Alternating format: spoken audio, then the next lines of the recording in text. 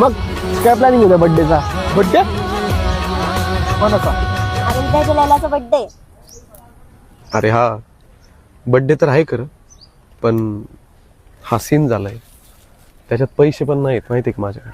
पैसे रोशन है ये जमीन आसमान सब इश्क के दम से ढलते हैं दिन और रात इश्क के ही दम से खुशियों के मग काय प्लॅन आहे उद्या बर्थडेचा?